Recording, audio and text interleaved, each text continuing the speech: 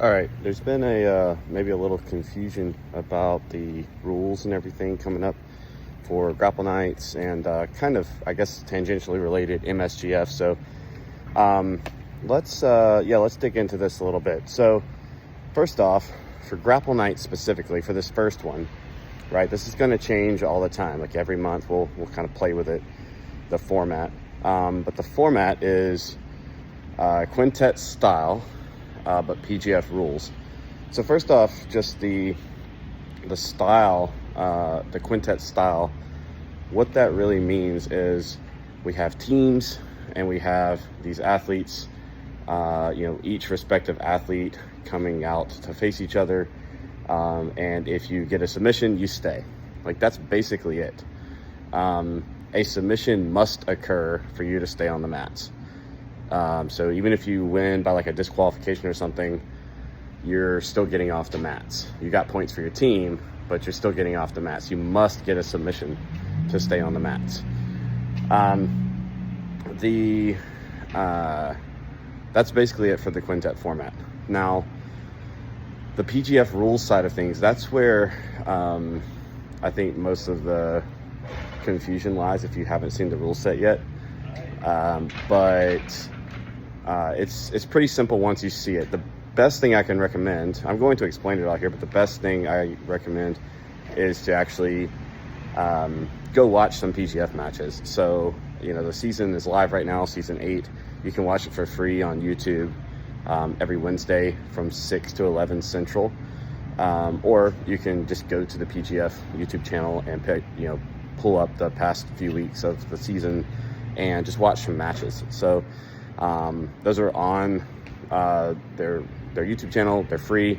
I highly recommend everyone doing grapple nights or MSGF or really any events that I'm hosting in the near term. I highly recommend you get really familiar with the PGF rules, because that's most likely always going to be the rule set for the foreseeable future of any events that I'm putting together. Could change, possibly. I could be convinced otherwise to maybe like do something different for a grapple night here and there. But I do think that they have the best rule set, especially in terms of what's exciting to watch and not super boring. So definitely familiarize yourself if you want to participate in things like grapple nights. MSGF is always going to be PGF rules, because like the whole point of MSGF is to kind of help people get reps in for the PGF, and then eventually hopefully funnel some talent up to the actual PGF league. Okay, so let's dig into the rules. The first thing is the rounds. They're 6 minutes. All right, so there is no overtime. There's none of that. The round is 6 minutes. As far as allowed techniques, all submissions are legal, and there is no such thing as your belt, all that kind of stuff doesn't matter in this rule set. All techniques are illegal. Now in the actual PGF and in the MSGF, your weight class will matter. They do actually have like each season corresponding to a particular weight class right now. But in like grapple nights, your weight class doesn't matter so much, because we just put like a team weight limit on grapple nights 1 of 600 pounds. So you're all good unless you have like just 3 big boys. But in future events that could change. We might actually have some weight limit restrictions and stuff like that. So and MSGF has weight limit restrictions. Like every bracket is by weight limit and by experience level. So we are doing like experience level for MSGF. That is something to note, but that does not dictate anything about the allowed techniques. The techniques are the techniques. You can do anything you want. The beginner division can still heel hook. Like, you do whatever you want. It's purely just matching people of similar years of experience up with each other. Has nothing to do with what's allowed or disallowed. The next thing is there are 3 rules. I guess if you want to say like what's not an allowed technique, there technically are 3. Okay, 1, no slamming. You cannot at any point slam your opponent. Number two, if you can't be slammed, you can't game the system and hold a submission if your opponent lifts you above their hip. So if if you lock them up in a triangle and they manage to deadlift you to where your hips cross the line of their hips, then you must let the triangle go. The ref will call it, the whistle will blow. You can still kind of try to help safely set your opponent down, because also, like I said, you can't slam them, but you cannot hold a submission if they can lift your hips above their hips. That's just giving respect to the fact that like they could slam you, and so we're gonna let the respect go both ways there. And then third, you cannot do anything that has body weight flying towards the knees. So you can do flying submissions. There's been plenty of flying submissions and flying submission attempts in the PGF. I mean, even this season, I've seen a few like flying arm bars, stuff like that, being attempted. But you cannot jump guard or do anything like a Kani Basami, anything where weight is flying towards the hips or below. If you're going for a flying submission, your hips must be, the weight and the momentum must be going towards the torso. They must be attacking a limb or going towards the torso. If it's going towards the hips or below, you're going to get DQ'd. All three of those things are instant disqualifications. The match will stop and you're done. And the other team will get 2 points. Okay, so now we go into one thing there too. If you have someone's back and they manage to stand up, you still keep your back control. You don't have to let that go. So that is one caveat to the hip line rule. It doesn't matter if you have their back, they still can't slam you, but you don't have to let that go. You can hold their back while they're standing. And then if they slam you, they will get DQ'd. Okay, now let's dig into probably the hardest to, kind of the most jarring thing about PGF if you've never experienced it or seen it. And this is, again, why I recommend you watching some matches. That's the shot clock. So the shot clock is like everything about the PGF and the rule set is all about making the most exciting matches for spectators, and not necessarily spectators who are also practitioners, right? So the way that BMAC frames this is, we're not here to figure out who has the best jiu-jitsu. If you want to figure out who has the best jiu-jitsu, he says he just write a check and send it to Gordon Ryan and just cancel the event. We're actually here to figure out, under this particular rule set, who can put what they know about jiu-jitsu and sambo and wrestling and judo and all that good stuff all together to win in this rule set. So the rule set is geared towards constant aggression, combativity. It heavily penalizes timidity and passivity. So this also means, like, if you're often, especially on the bottom, if you're pinned, the right, like, jiu-jitsu move is to shell up, be patient, wait for that moment where there's momentum being created that you can exploit, right? That's not going to fly in the PGF rule set. So that's probably the most jarring thing if you are not familiar with it and you haven't seen it before. So the shot clock is almost always called on the bottom player, but it can be called on the top player. But it's going to be called on people who are displaying timidity or passivity. This is one of those things that you know when you see it, but also there are some concrete ways to define it. If you're purely shelling up, you're completely pinned and you're just kind of laying there. You're not really taking any steps to get out, no big movements. you're not really fighting for to get out of that position. If at any point you just kind of stop fighting to get out of that position, you know, because you're tired, whatever, you're trying to be patient, you're probably going to get the shot clock called on you.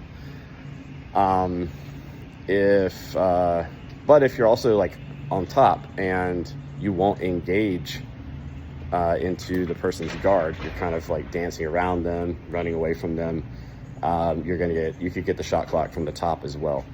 If you're going to pull guard, pulling guard is totally cool. Again, there's no points in this rule set, so you're not getting punished for a guard pass or pulling guard or anything. You do whatever you want. But if you're going to pull guard, you still have to be offensive. And I actually have seen some guard pullers be so offensive with their guard that the top guy actually did get the shot clock called on them. So it can happen. But there will be no running away from a guard puller. Yeah, other than that, the shot clock is almost always called on the bottom player, even if you are utterly pinned, which can be, like I said, the most jarring thing. If you're absolutely pinned in mount or chest-to-chest half or anything, shoulders are pinned, you're flattened out, or someone has your back, if you are utterly controlled by the other person, and you're not, the ref doesn't think that you're fighting hard enough to get out of that position, even if you feel that you're physically unable to, you will get the shot clock called. And when the shot clock is called, you have 20 seconds to impress the ref. You've got to take explosive action, ugly action. Like, again, we're not trying to figure out who has the most beautiful and best jiu-jitsu. We're trying to figure out just who wants to win the most. So the right move is, in those cases, likely is something that's going to expose you, right? Or the right move to get off the shot clock. Maybe not the right jiu-jitsu move, but the move that you have to take might be one that drastically exposes your back, something like that. You have to do that. You got to take big steps to get back to a neutral position, and or threaten a serious submission. We would call that a deep shot, which is defined as like I lock up an actual triangle that forces a reaction from my partner. Not just like I trap their head in their arm, but I actually like locked my legs. My lower leg is above the shoulder line. I actually have like all the characteristics of a triangle that they have to respect or they're going to get submitted. That would be a deep shot as well. But also just taking big explosive action to get out of if you're pinned and getting back to your guard and then immediately starting to attack. It's again, if you're not sure, if you're ever in doubt, aggression is what will prevent the shot clock, and it is also what will reset the shot clock. Is even if it's ugly, taking big steps and aggressively moving towards a dominant position. That's basically it with the shot clock. Now, what happens if you violate the shot clock, 20 seconds elapse, and you did not impress the ref enough, then you're going to get reset in the middle of the mats in what's called the tabletop position, which is similar to the referee position from wrestling, but it's worse. It's a lot more vulnerable. Your hands will be under your shoulders with arms fully locked out, and your knees will be directly under your hips. So you're extremely, extremely opened. The top player will get to cover your hips. They can sink in half a tight waist so their palm can come to your navel, and then their outside arm has an outside grip on your tricep, and that's a starting position. This, not always, but almost always results in a back take, so you definitely don't want to be in this position. Again, the goal of the PGF is to always keep the match moving towards a submission, not figuring out who has the best jiu-jitsu. So everything is geared towards how do we get action that's always moving towards a submission. So they try to make it to where if you get penalized from the shot clock, the match, when you get reset, the match is actually moving closer to a submission because this tabletop position sucks and is super vulnerable, super open. If you get 3 penalties in a single match where you get the shot clock called and you violate it 3 different times, so meaning that the whole 20 seconds expires, right? You didn't satisfy it. If you failed to satisfy the shot clock 3 different times in a match, then the match will continue, but your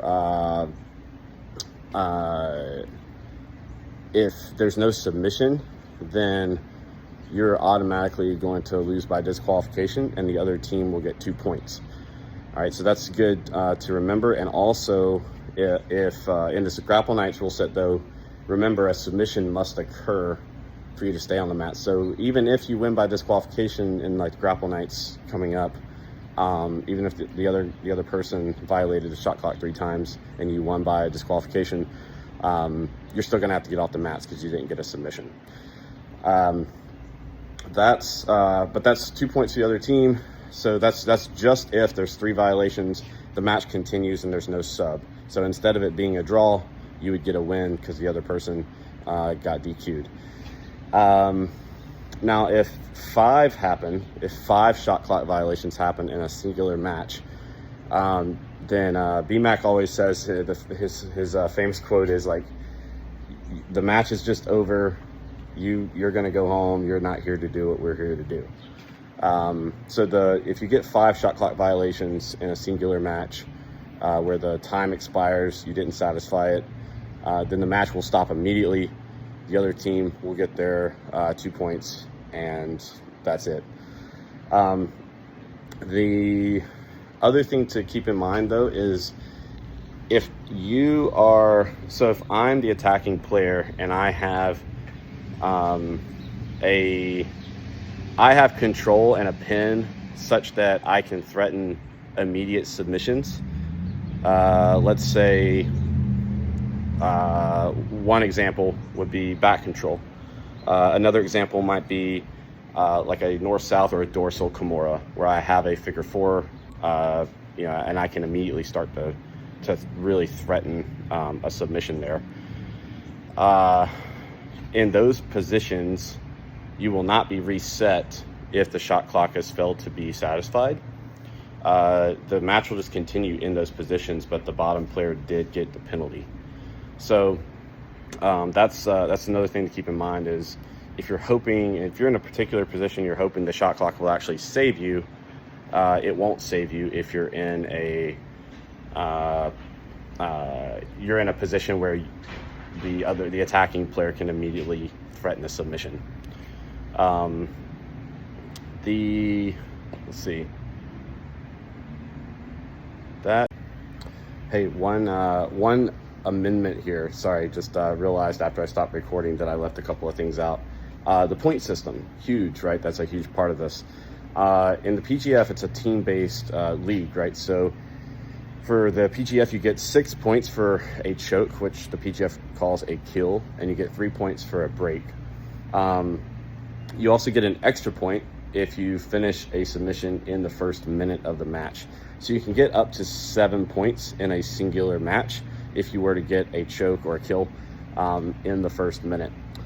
Also, it's worth noting that the player who is, who has like 3 shot clock violations that they didn't satisfy, if you are, the match is going to continue unless you get 5. So another thing to keep in mind there is a submission could still occur. And if you're that person who is going to lose by DQ if the match goes the distance, it's that much more important that you get a submission for your team. All right, and then as for the teams themselves, Grapple Knights and MSGF will both have some form of a team aspect to it. Obviously, Grapple Knights is more overtly, this first one, the Trios tournament, is more overtly a team thing. But the way that, the winning team is going to be determined by the team that got the most points from the PGF rule set. Okay, so that should be obvious, but just in case it wasn't. But then the top 4 individual scorers from the PGF rule set will also have that individual bracket at the end of the night. So, you know, if you came in there and you got, you know, 3 rear naked chokes all in the first minute, then you scored 21 points for the night, right? And so you're most likely going to be in that that playoff at the end for an extra $600. So keep that in mind. The PGF is geared towards keeping the team aspect and the individual aspect, like, both heavily incentivized. So you're very incentivized to perform well for your team, and you're very incentivized to perform well on an individual basis. And then for MSGF, it's kind of similar, except MSGF is actually an individual tournament. It's not a team tournament. But what we are going to do is take the top 2. I haven't figured out exactly how I'm going to kind of normalize this or standardize this with, you know, different schools are going to have different amounts of athletes competing. But either the top 2 or the top 3 or whatever athletes from each school, I'm going to basically score the schools, where each school gets like a weighted score for the day. And then those 2 top scoring, under the PGF rules, top scoring teams at MSGF will also face off in a quintet style bracket at the end of the day for a little extra cash. So kind of like grapple nights, but the inverse. So hopefully that makes sense. If you have any questions, again, please let me know. If there's any confusion on this, just, you need a comment, reach out to me. But I encourage you to comment, because lots of other people probably have the same question. But I highly encourage you to go watch some PGF matches. We are live on YouTube for free, no paywall, Wednesdays at 6 p.m. Central, all the way to 11 p.m. Or you can just go to the YouTube channel and watch the past several weeks of season 8.